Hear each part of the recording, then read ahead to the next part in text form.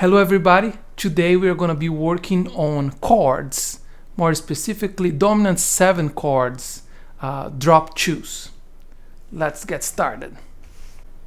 A drop 2 consists of a chord with four notes, root, third, fifth and 7, where the second note, so we have the highest note is the first, the second, the third and the fourth. You take the second note and put it down an octave. I'm gonna give you an example here. Let's get this chord F triad, F A C, and let's add the 7th E flat. So you have 1, 3, 5 and a flat 7. A drop 2 consists of taking the second highest note, first, second would be C, and put it down an octave. So you have this chord here. It's a little bit tricky to play because we are skipping a string, so if you change the fingering and put these 3 notes here, then you have this chord. So that's an F7 drop 2. Based on that model, we can create all the inversions on this set of strings, and set of strings will be 1, 2, 3 and 4. An easy way to memorize this is using our cage system. So you have F here, that would be the E shape. You have one of the inversions right here. So E flat, A, C and F. Flat 7, 3, 5, 1. Then the flat 7 here now, the next one is going to become a root. Root, 5, flat 7, 3. And that's your D shape right there in F. Now your F here is gonna become an A, the root become the third. Then you have A, E flat, F, C, which would be 3, flat 7, 1 and 5. Then this 3 here becomes 5, so you're back to that first chord.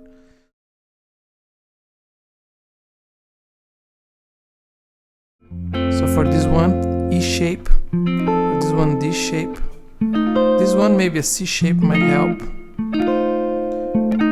and then this one here will be kind of a G shape, it's in between those two. The reason why we use drop 2s is because they're more compact and easier to play than closed voicings like we would play on the piano. We can also play those voicings in different sets of strings. So we did 1, 2, 3, 4. Now we are gonna do 2, 3, 4, 5.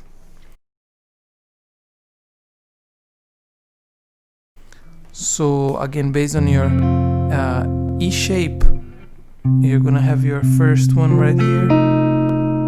5, 1, 3, flat 7. Now the 5 is gonna become the flat 7. Flat 7, 3, 5, 1. Your flat 7 here is going to become 1, or root. Old friend here, very well known chord, is the A shape. And then the F becomes the A, the root becomes the third. So you have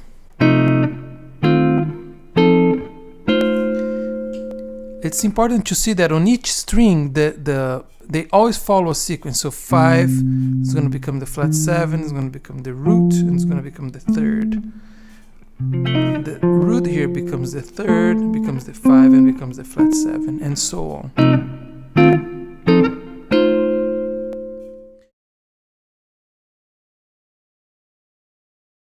I think those two sets are very important. Those are the ones I use the most. But you might also want to work on the lowest set, which should be strings 3, 4, 5, and 6.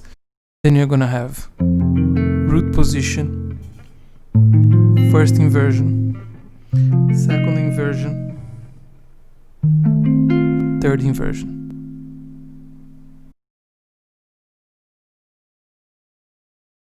Once you're familiar with the dominant 7 chords in all string sets and all inversions, you want to make sure you practice them in all 12 keys. And a good way to do that is do it in cycle 4s.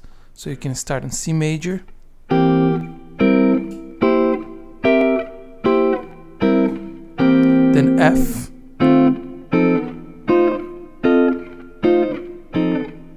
then B flat, and so on, going through all 12 keys. As we all know, songs are not made only with dominant 7 chords. We also need to learn the other chord types. So I recommend, before trying to add any extensions or anything like that, just try to make the chords major, dominant 7, then you make them minor 7, diminished 7, half diminished, and major 7. So I'm gonna go through some of them. In order to do that, you need to make sure you know where the numbers are. By manipulating the numbers and the intervals, you'll be able to find the chords. Let's start making, transforming those dominant 7 chords in minor 7 chords. So F7, I need to locate the third, which is here, and lower half step. F7, I need to locate the third here and lower half step. Right here, F7. If you want to make it minor, the third is here, you lower it. Same thing here. Third is here, lower.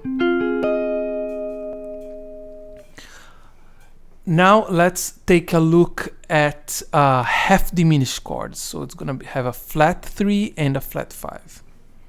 F dominant, F minor, F half diminished, F dominant, F minor, lower the 5, F half diminished, F dominant, F minor, lower the 5 is here, C,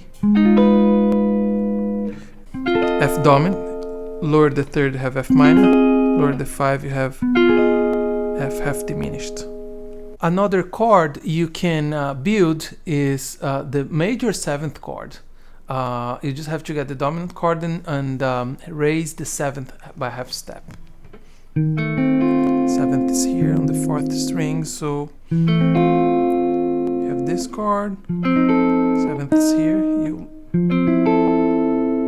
you see I'm raising the flat 7 to a major 7. Flat 7 is here, major 7, flat 7 is here, E flat, major 7.